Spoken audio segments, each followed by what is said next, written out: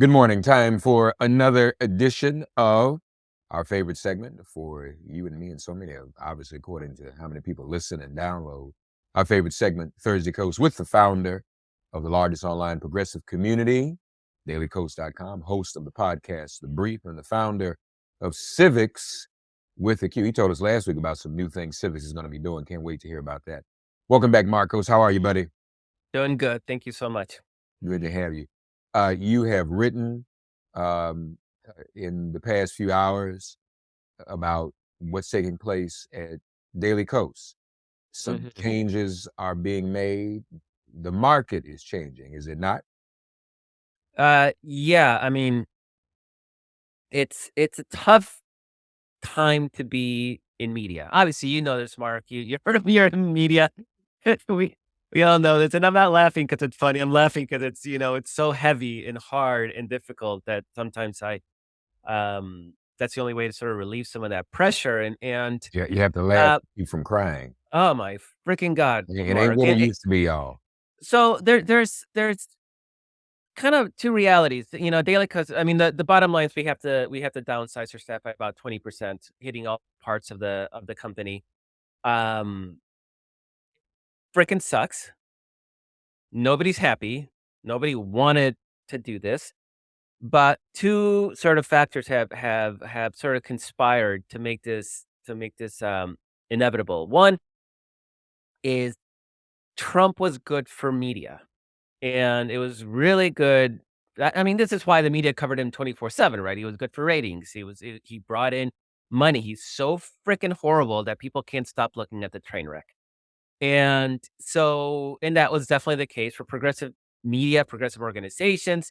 I mean, top to bottom, you look at every, whether it's media, whether it's an advocacy group, times financially, Trump years were good. It was a good time to build. And Ratings, so ratings. I get the best ratings ratings. for the media ratings, but if you're a progressive organization, people were scared, right? I mean, they engaged in a fight like progressives have never engaged in a fight. And that's why we won in 2018 and 2020.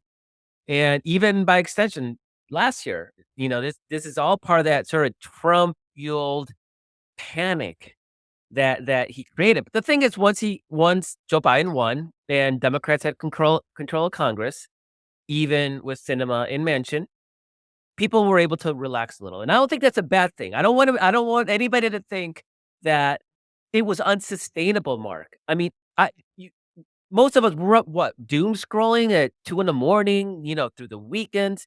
That was not healthy for us as individuals. It was not healthy for us as a country. It was very healthy for media organizations that depended on that attention and money. So that was the thing. So across the board, we've seen a 30% drop in traffic in media and social media, all of them except for TikTok. So it's not just partisan media. This is CNN, it's Facebook, it's Twitter, it's Washington Post, New York Times. Everybody has seen a 30% drop in traffic and engagement, and that's sort of this hangover, what I call the Trump hangover. So that was part of it, but I gotta say, we knew this. This was not a big surprise. We planned for it, right? So we expected to have a little bit of a loss last year, but we built a rainy day fund. We know that our business, since we rise and fall according to the election cycle. We know it's cyclical, right? So we can smooth that out. We have the 2024 presidential election gearing up. McCarthy is his the asylum in the House. That is going to generate a lot of interest and attention and engagement. So we thought, okay, we'll take a loss, and that's fine because 2024 is gonna rebound. But what happened is that a big part of our business is email and email fundraising.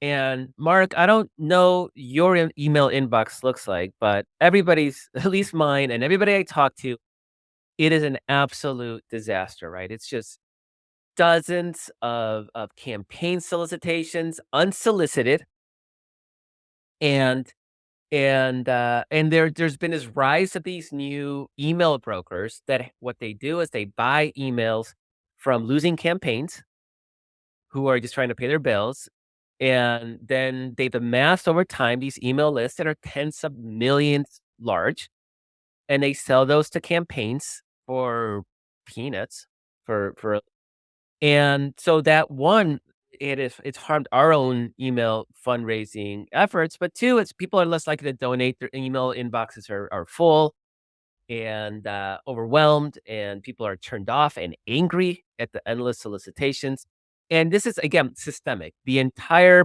progressive campaign ecosystem is suffering. Their emails aren't as effective because these brokers have broken it. It's a tragedy of the commons, right? And what that means is that not only, um well, I mean, what that means is that we lost we came in $2.5 million under where we expected to be because of this dramatic shift in email fundraising. And so 2 of our big revenue prongs, email fundraising and advertising, took hits, particularly the email fundraising. Our 3rd prong is community contributions, and we kept that, that remains strong, but it's just not enough to make up losing a third of our revenue, basically. That's what gets us here. And I think it's I mean, it's systemic, right?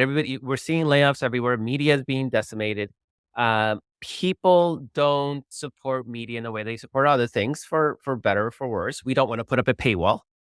The ones that are surviving right now put up paywalls. I mean, the Wall Street Journal and the New York Times, Washington Post, I think, has their paywall up now. So we definitely don't want to go there. Our job is to fight for progressive change and to get people engaged in the fight, and creating a financial barrier to participation would literally undermine everything that we stand for. That means that we just have to adjust our staff to accommodate this new revenue reality. And it freaking sucks. And it's the worst thing I've ever had to do. But it's either we do that now or we do it later, and we have to cut even more of the company, right? That's just the brutal, depressing math that we're facing.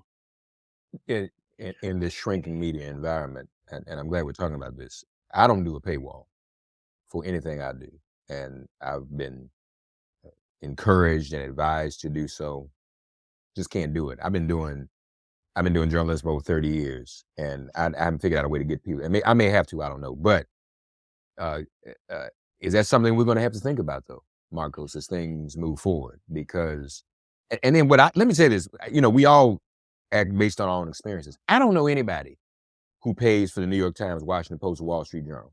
I don't know anybody who does it. As a matter of fact, most people I know who get information or articles from there get it some other kind of way, and Mhm. they use whatever workaround.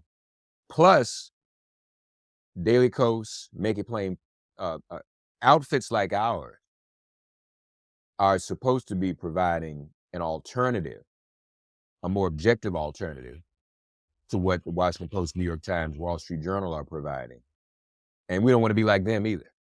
Um, Yeah. so, how are we set apart if we start asking people to pay? And I'll be honest with you, I can't get around the economics or the math of giving something away free for decades. Mhm. And then all of a sudden, I want you to pay for it. And it goes to me too. Nobody's ever paid for my show. When I was on satellite radio, people had a satellite radio subscription. I guess it's like cable, but that's Mhm. different to pay. If we have to subscribe to every individual, unique, and respective source of information, how do you pick and choose that? Who's left? It just gets to be, and then everybody's paying $10 a month, which ends up being even more money for everything. So Yep. what Yeah, what do we do? it's the Substack model, right? Where some people are trying to strike out on Substack and have a subscription model there, people paying $3 a month or $6 a month for their writing, and I don't think it's particularly sustainable. I mean, a few people will make it work. Like anywhere else, you have a few that rise to the top, and whether it's luck, skill, talent, all of the above, are able to make a go of it, but it's not a sustainable model writ large. So to me, well, I mean, at Daily Kos, we can do it. Like Daily Kos given contributor support, given what email fundraising we still have, it's not 100% gone, right? But it's just damaged. And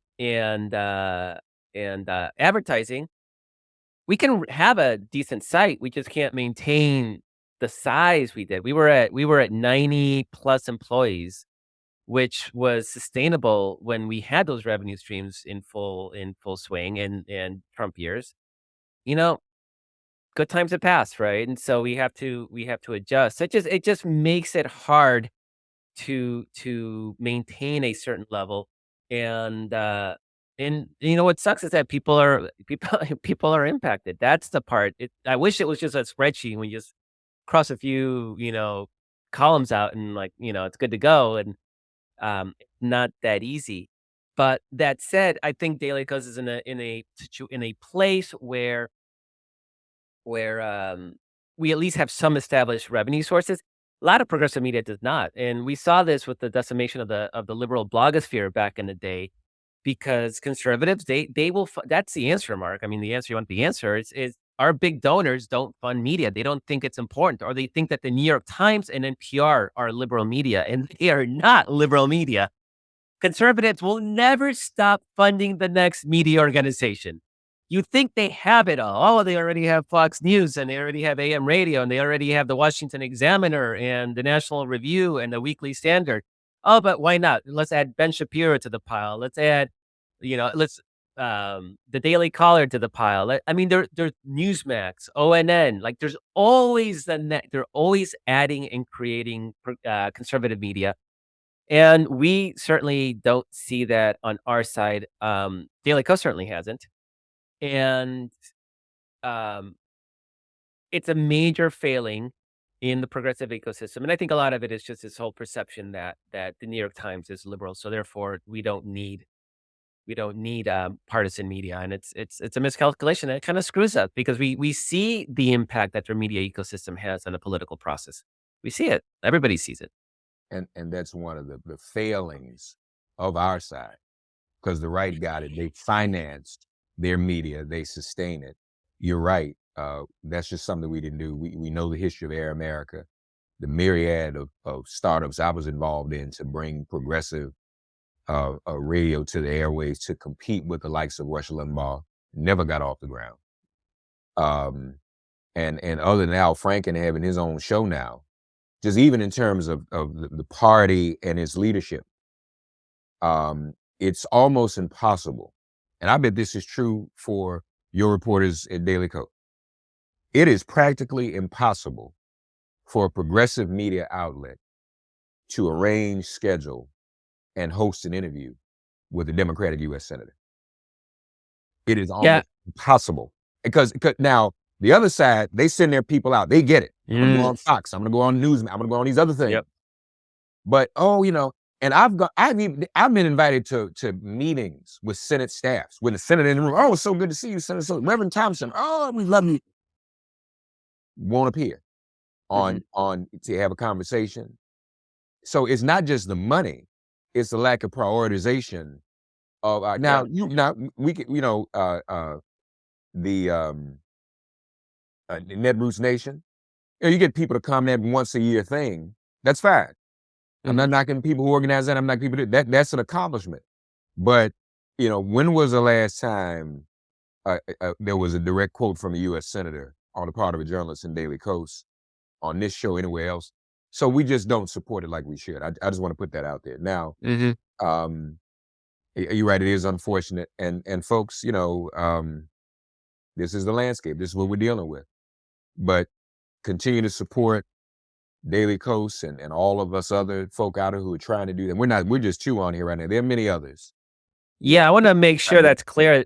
This is not woe is me and woe is us. This is Yeah. if you value progressive media, support the outlets that you frequent. And I don't it's not Daily Kos, whatever, I don't care, right? Whoever it is, like Mark, like, support that and make it so that we can stay, we can do the work that we're doing. And so, um, that's it's a slog. In the media business, in the best of times, is tough. I mean, nobody. I mean, maybe back in the days of Hearst, right? They made a lot of money, but those days are long, long, long gone.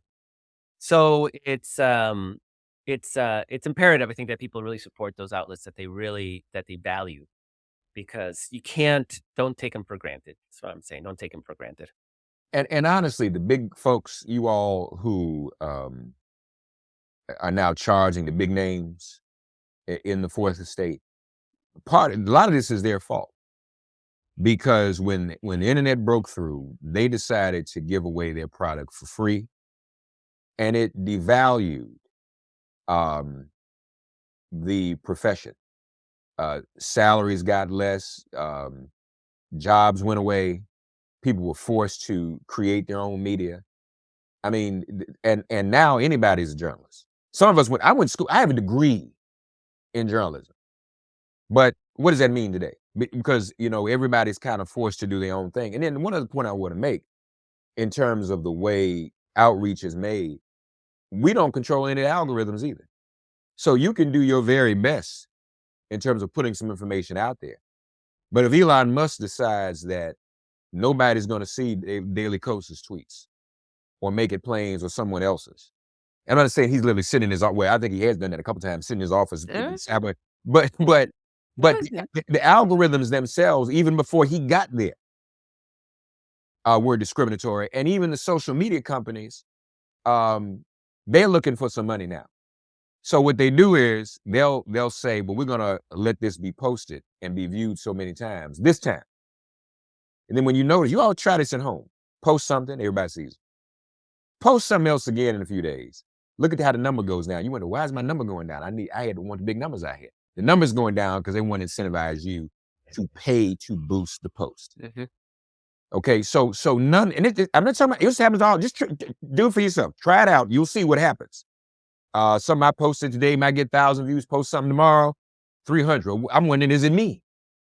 you know, but it's not. It's so all of these things have an impact, and again, it's unfortunate because those of us who have built our careers and our professions and our degrees and our education, journalism is a profession.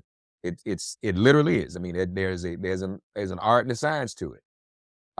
That'd be like, someone devaluing those who are engineers. I mean, you just can't do that. So it's in a bad place. So we all out here hustling, but hustling, I think, for a good cause because we want to share with our audiences real and true information because we're moved by the other side's falsehood. We live in a and I've been sharing this with other guests who write books, Marcos, and I've shared with you before. When Obama got elected, post-racial. No, we're not dealing in a post-racial environment. We're dealing in a post-factual environment Mhm. where Post-truth. post-truth. And so people can say things and it's okay. Mhm. It's you can just say it and whether it's true or not, doesn't have to be true. And it gets traction because the other side is mobilizing the traction. They're not afraid of promoting dishonesty anymore and people believing in their own truths. And, you know, I declassified the documents. No, you didn't. You Yeah. know, Mhm. Marcos is not sitting here right next to me today, but you can see him right there. But if I go on Fox and say Marcos didn't sit next to me, there was some people, yeah, that wasn't really Marcos. Marcos wasn't sitting next. So, I mean, that's the unfortunate space that we're in. So, and Marcos talked about me offline. Appreciate his sensitivity to those being affected by this. Of course, he would be. That's the kind of person he is. That's what Daily Kos is. But uh, what can you do?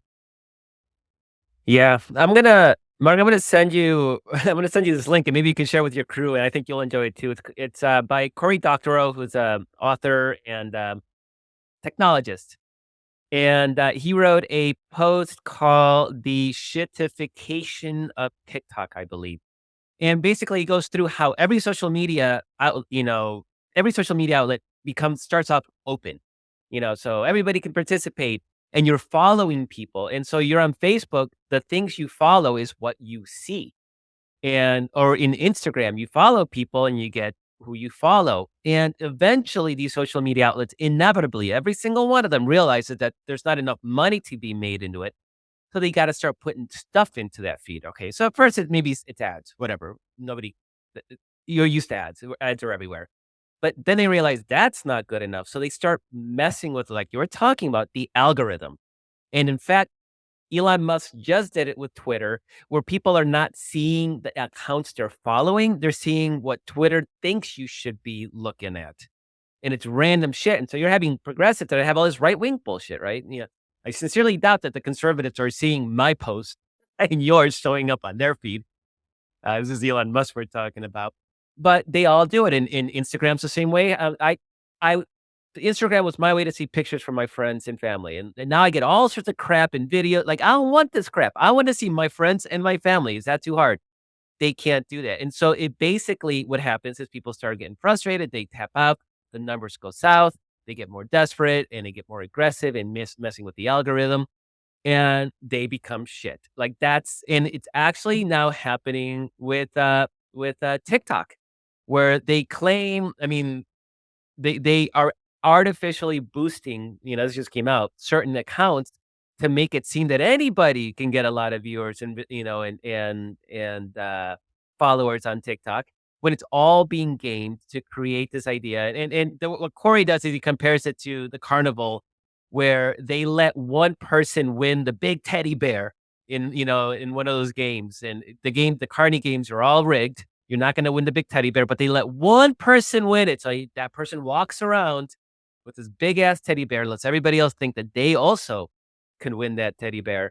And that's what all these social media outlets do. And it's what TikTok is doing now. And so inevitably, and I gotta say, Facebook really screwed a lot of media outlets. They claimed that video was a pivot to video was a way to make lots of money. A lot of media outlets spent a lot of money They fired print reporters, they hired video people, they spent a lot of money shifting over, and then it turns out that it was all a lie. Like, the numbers were literally completely cooked. A lot of organizations went out of business because of that. I remember at one point, Daily Kos was getting, 30 million, page views a month from Facebook because people would share. This was back in the mid-teens. Early teens, and, they would share Daily Kos material, and because people were sharing the stuff that they were interested in, and then Facebook decided that no, they literally overnight, they cut that off after, I believe, the 2012 election, I believe is when they cut it out. It might have been to 16. I don't remember exactly right now. But they just cut it off, like, that disappeared, poof, went away overnight. Now it was low quality traffic, didn't generate a lot of extra page views or revenue, so it didn't hurt the business that much, but it actually dramatically reduced our ability to reach people, and that was on purpose, right? Facebook decided that either you pay for that or you're somebody or some conservative people have figured out how to game it. Like, we're not gonna sit there and game stuff unethically, and so it's it's all these challenges, and when everybody's attention is being sucked up by the social media outlets right now, it's TikTok. It's the only one that's still growing. When it's hard to break through, when you can't unless you pay, and even if you pay, you don't even know if it's real. Like, you don't know what they're sending you. You don't know if the numbers are real. I look at some of those TikTok view numbers. I think they're BS. Like, they don't. I don't buy it. So I think we're gonna find out, just we'll remember this in a year when the big scandal comes out, when TikTok was making up its numbers to get people to shift from Instagram, to shift from Facebook to TikTok because that's where the audience is. And I bet we're gonna find out that the audience was all made up and didn't really exist. So it's a tough market out there. Navigating is tough. Um, I'm a printed word guy, Mark. I got my podcast. I enjoy doing it, but in the end, I'm a writer and I love printed word and it's a tough business right now, but we gotta make it work, and the good thing is that we do have a core audience that's incredibly committed and activist, and they're gonna make the phone calls, and they're gonna walk precincts, and they're gonna knock on doors, and they're gonna do the hard work it takes to win elections, and that, in the end, is really what excites me and motivates me, and it's worth fighting for, so Right, gotta and do it. just and I know we spend a lot of time on this. This is one of the thing I want to chase, and I always feel a duty. What Marcos described in terms of what's happening in media, it also happens to us as individuals. That's the other point. And sometimes when I talk to young people, and our young people are dealing with a lot of emotional issues now, and traumas and everything. They're young people. I'm saying this to all of you have young people in your life who are impacted by social media and don't know what we just shared. I spoke to a group of young people and some of them, were going through things because they didn't feel like, and my own children been in there. Not enough people, nobody likes my posts, and they internalize it, and it affects their self worth. I explained, and they looked like they just couldn't believe what I was saying when I said it. I said, y'all, you realize people not seeing your posts and not liking your posts is a reflection of you. There's an algorithm that decides it. Mhm. People you want to like it, Absolutely. the people you want to like it may not have actually seen it. It may not have Mhm. shown it. So you can't, determine your own self worth and self esteem based upon how many people look and like at what you post. Okay. So I'm just saying, folks, we're in this space now. It's a troubling one. It's a dangerous one. Something's going to happen. Hopefully, one day the bubble will just stop and we won't be so dependent, and we'll go back to. Because remember, at one time in our human evolution, we made it without Facebook. We were doing all right. It was stuff wasn't all bad. I mean, that's not these things are not the ticket to freedom and truth and righteousness and salvation. Uh, so we just gotta be sober that maybe. And I think I have a feeling one day we'll get back to people appreciating what real work and real journalism is. Um, a couple things I do want to touch on though in the political world. First, briefly, one, this issue with the debt ceiling. Why? Well, it takes me back to a phrase or a term in our vocabulary that you coined, American Taliban. What is the point? It's like, uh, and these people run for office. Your tax dollars are paying for McCarthy and Marjorie Taylor Greene and these other folks, Matt Getz. That's a whole nother thing. There was a thread on him. I don't know if you saw it. Good God. Uh, on Twitter just the other night that, I mean, it was just, um, That's like every night. no, this what, no, what, I mean, these are just allegations, folks, Oh, yeah, yeah, yeah. That's about the I'd be firm. careful about that. I'd Yeah, be yeah, yeah, careful about, about it, but not staff. I mean, but that stuff is out there. Okay, so you elect them, your tax dollars pay for them. Who do you hire for a job and pay them for a job? And their goal and existence is to not function in the job and prevent the institution. So let's say Marcos hires somebody to work for Daily Coast. We pay him a salary. And every day his job is to make sure Daily Coast doesn't do anything and doesn't function and actually erodes and dissolves. That's what they're doing. they You know, literally run on the, "We're gonna break the thing that right. we don't think even works, and hire us to break it even more." And, Mark, you know the reason why, because they think they've convinced those yokels, those deplorables, that government is giving your people and my people free stuff, right? It's the blacks and the Latinos that are getting all the free stuff, and therefore, yeah, let go. We hate those people. Go break it. We don't want those people to get free stuff anymore. I mean, the reality, of course, is that we're subsidizing their rural communities. They wouldn't last a second without us. But that's their big grift. That's what they've convinced them, and they've and it's racism and bigotry and xenophobia and anti-Semitism and all those isms that they're using to get people um, to vote the way they do. And a lot of people say, well, they're being convinced to vote against their own interests. I actually think a lot liberals vote against their own interests. If you think, it always depends on what you define it. If your own interest is to pay less in taxes, then yeah, I'm voting against my own interests because I'm happily paying for more taxes. But um, so interest is always kind of a sketchy, but they're definitely using racism and bigotry and the fact that those communities are economically distressed and abandoned. They're using that to basically hoodwink these people into voting the way they do, instead of saying, like, "Let's get government to actually help you and get this community out of its condition." They're electing people that are actually making the situation worse, which then just feeds into that vicious cycle where then they can even say, see, government doesn't work for you. Keep hiring Marjorie Taylor Greene and people like her." So, And it's even to the point where they're what they're advocating really is Putin style politics, right? They're anti-democracy, and of course we've seen it. Nothing new or shocking about that. Most of the Republicans in the House voted against certification of the 2020 election. So these have become an incredibly dangerous force in our politics and a threat to our democracy. And it's all predicated on that bed of racism and bigotry. No, that's right. So, folks, keep that in mind. I mean, people being elected to positions, they're there to sabotage, saboteurism, all of that. Um, I thought about you when the notifications were coming through the other night that the United States is sending tanks. I think Germany is sending some equipment. Um, what are your thoughts about that? And what's taken so long to Ukraine? What's taken so long? There's it oh man, there's so many layers to this. Lots of things have taken so long. One of the factors in this whole tank debate, uh, Ukraine asked for Western tanks a year ago. So it's taken about a year for this.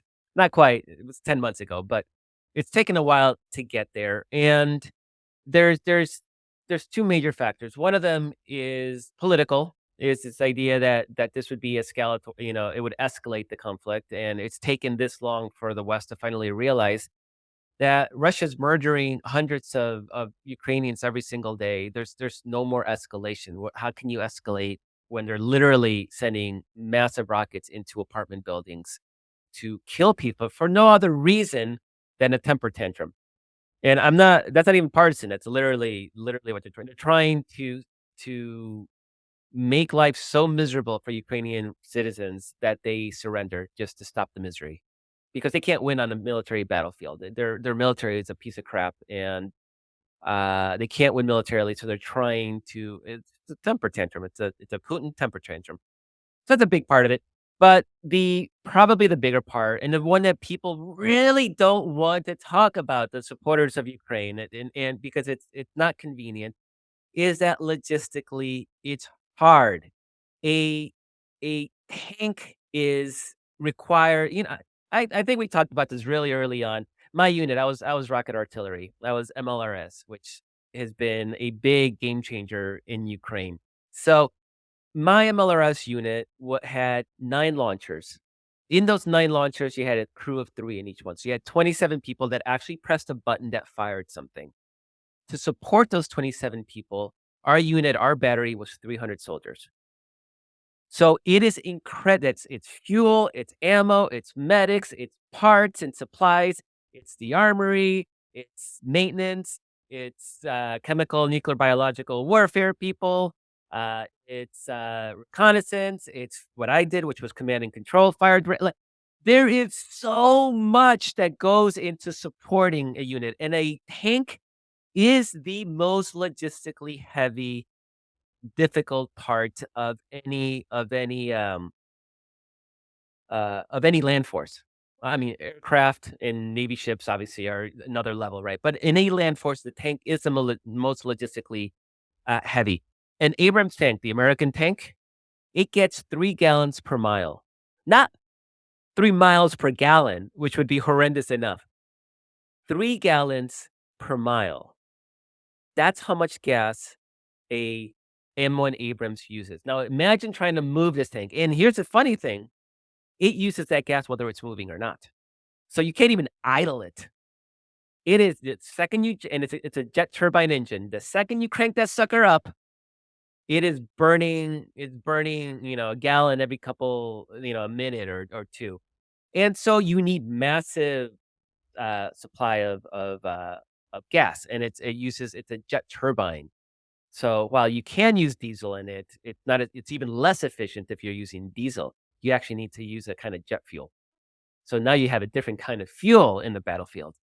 Then you have an engine that literally will break down every couple 100 miles, and you can't just go in there and change up some parts, right? You literally have to pull out the engine to be able to make repairs to it. Now, where do you do that in Ukraine? Because those facilities do not exist. And in fact, there are no NATO armies that use the M1 Abrams, right? So there's some facilities that the US Army uses in Germany, but they they were shut down a decade ago when the US essentially pulled out, right? So now you gotta create that logistical chain. The tank maintenance You need somebody who can work on the engine, you need somebody who can work on the optics, you know, the what they use to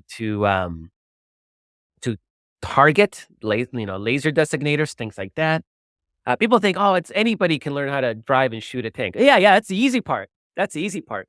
The mechanic school for an M1 Abrams in the US Army is 6 months, and that's just the initial training.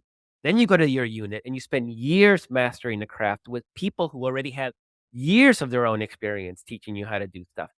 Ukraine has none of that. Nobody knows how to use that, and you can't send American forces into Ukraine to help them with that. So these are all things that literally take years to implement. Now, Ukraine already has dozens of different weapon systems to have to maintain and to sustain, which means to supply, repair, maintain. And it's it was every sort of addition, every new weapon system, there's a ramp up period. So the US was saying, you know what, we don't want to send them once because they're literally the most incredibly difficult thing to maintain. Germany said, well, we're not going to send Leopard tanks, which is the European standard, and it's what most European armies use. Germany said, we're not going to send Leopards unless the US sends Abrams. So finally, the US said, all right, fine, we'll send Abrams. Now, nobody's expecting them to show up, at least for the next year. But once the US said, "We're gonna send Abrams," then Germany, for whatever lots of reasons we don't need to get into, it's complicated, but Germany said, "Alright, let's open we'll send some, Leopards." And so it looks like Ukraine's gonna get, maybe 100 Leopard tanks, which is gonna be great. Not as game changing though as people think it is. What's game changing is that the US is sending, Bradley, which are infantry fighting vehicles. They're sending over 1,000 infantry fighting vehicles, and that's gonna allow the sort of massed armor that they need to punch through Russian defenses. Right now, the battlefield is trench warfare. There's nobody's moving vast distances. And Ukraine doesn't have the armor and firepower to punch through those lines right now, and that's what this will give them. And hopefully by March and April, we're gonna see some real movement again on the battlefield. Everything Marco's just described, folks, in terms of the difficulty, the challenges. I mean, you just can't pick up and be in a war. That's something to like.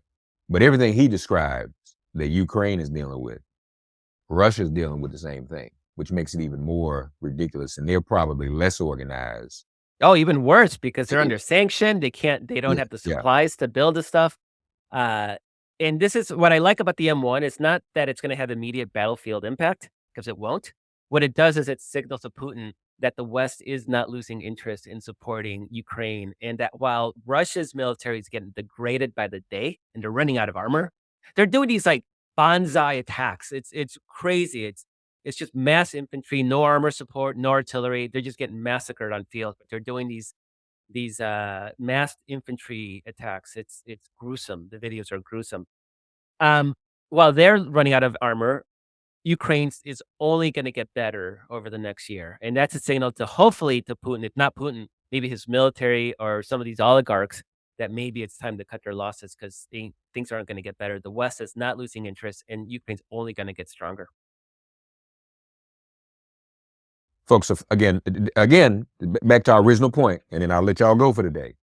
Um, the value of Daily Kos with its daily in-depth coverage of what's been going on in the Ukraine from people like Marcos who have military experience. That's invaluable. Um, and so, he's trying to hang on, and Daily Kos trying to hang on. And unfortunately, things have to happen to remain in business, but it's providing a much needed service that we aren't getting elsewhere.